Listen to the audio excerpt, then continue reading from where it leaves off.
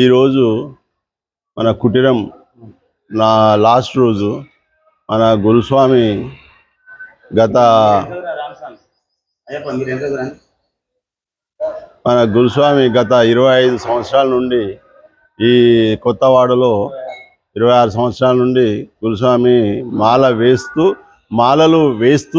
మాలలు వేపిస్తున్నాడు. అందరికీ 10 మందిని ఆశ్రమించి అందరికీ మాలలేసి భక్తిని ఇంప్రూవ్మెంట్ చేస్తూ తన గుణము చాలా మంచి సున్నితమైన గుణము, ఎవరికి సాములకు ఎలాంటి ఇబ్బంది కలగకుండా తను చూస్తూ ఆదరిస్తూ ఓ కుటీరం సెట్ చేసి దానిలో రూపాయి ఎక్కువైనా తక్కువైనా తను ఓర్చుకొని ఎవరికి ఇబ్బంది కలగకుండా ఈ కుటీరం 41 రోజు అంటే దాదాపు 50 రోజులు అవుతుంది. ఈ 50 రోజులలో కూడా ఎవరికి కూడా ఇబ్బంది కలగకుండా ఆయన ఈ మెయింటెనెన్స్ చేసుకుంటూ వస్తున్నాడు. కాబట్టి గురుస్వామికి మా వంతు చిన్నగా సత్కారం చేస్తామని చేస్తున్నాం.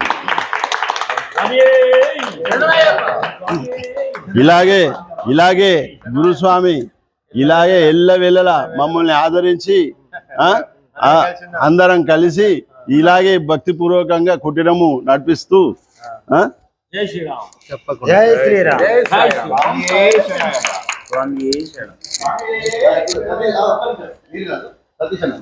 అయితే నేను చెప్తా, సతీష్ అన్న చెప్తాడు. ఇకపోతే మన అంకం రవణ గారు గత 25-26 సంవత్సరాల నుండి మన కొత్తవాడకు వచ్చి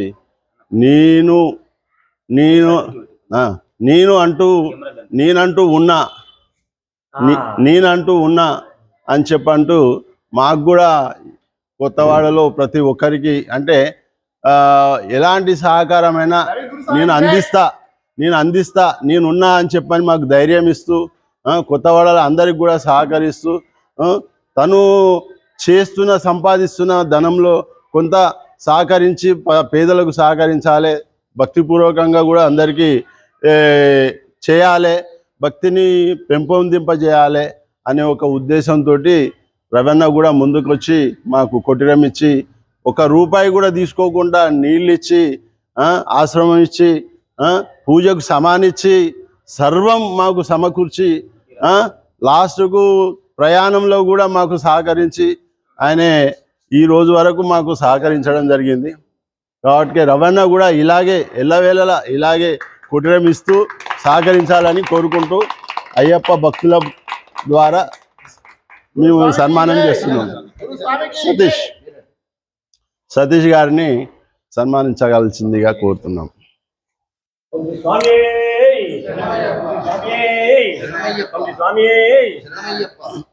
జై శ్రీరామ్. ఇకపోతే మన దూడం సూర్యనారాయణ గారు కన్యాస్వామిగా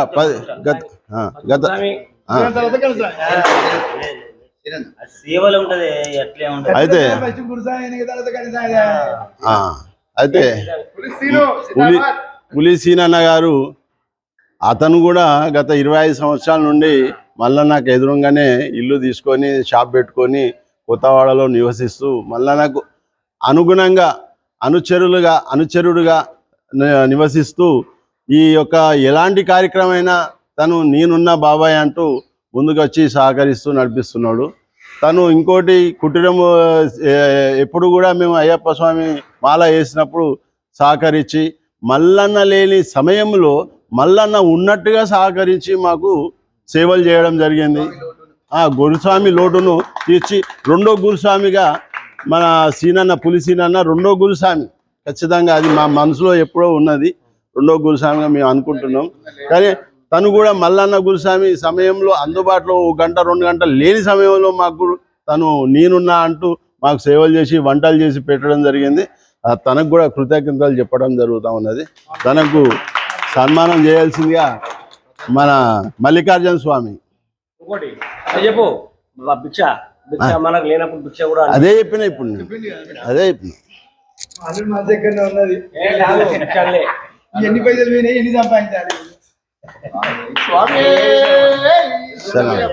ఇకపోతే మన కన్యాస్వామి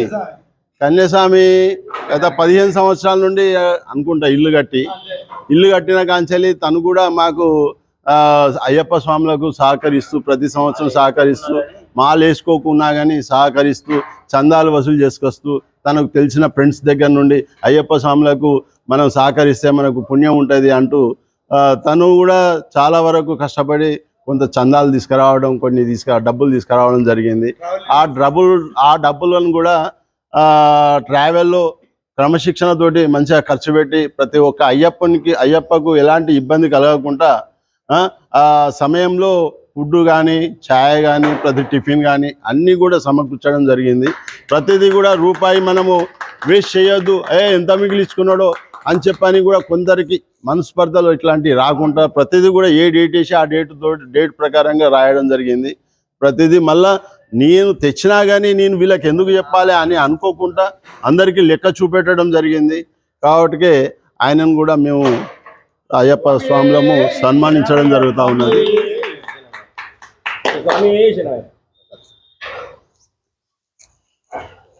స్వామిని సన్మానించి అదృష్టం కలిగింది, చాలా సంతోషం.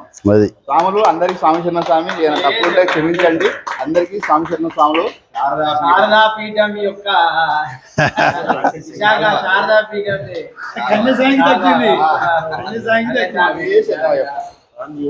అందరికి స్వామి శరణ స్వాములు. ఇలాగే అయ్యప్ప స్వామి భక్తులకు ఇలాగే ఎల్లవెల్లలా ప్రతి సంవత్సరం కూడా మీరు మీ సహకారాలు ఉండాలని చెప్పని కోరుకుంటున్నాం. స్వాములు ఏమన్నా నా నోరు దురద ఏమైనా ఉంటే